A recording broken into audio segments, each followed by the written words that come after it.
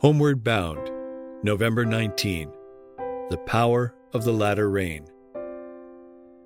Let us know, let us pursue the knowledge of the Lord. His going forth is established as the morning. He will come to us like the rain, like the latter and former rain to the earth. Hosea 6, verse 3. And today God is still using His church to make known His purpose in the earth. Today the heralds of the cross are going from city to city and from land to land, preparing the way for the second advent of Christ. The standard of God's law is being exalted. The Spirit of the Almighty is moving upon people's hearts, and those who respond to its influence become witnesses for God and His truth. In many places, consecrated men and women may be seen communicating to others the light that has made plain to them the way of salvation through Christ. And as they continue to let their light shine, as did those who were baptized with the Spirit on the day of Pentecost, they receive more and still more of the Spirit's power. Thus the earth is to be lightened with the glory of God. It is true that in the time of the end, when God's work in the earth is closing, the earnest efforts put forth by consecrated believers under the guidance of the Holy Spirit are to be accompanied by special tokens of divine favor.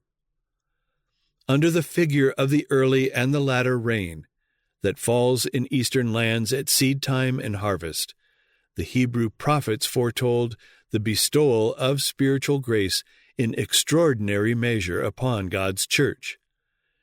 The outpouring of the Spirit in the days of the apostles was the beginning of the early or former rain, and glorious was the result. To the end of time, the presence of the Spirit is to abide with the true church.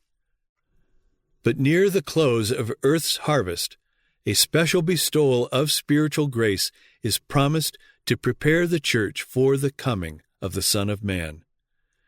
This outpouring of the Spirit is likened to the falling of the latter rain, and it is for this added power that Christians are to send their petitions to the Lord of the harvest in the time of the latter rain. In response, the Lord shall make bright clouds and give them showers of rain. He will cause to come down the rain, the former rain, and the latter rain.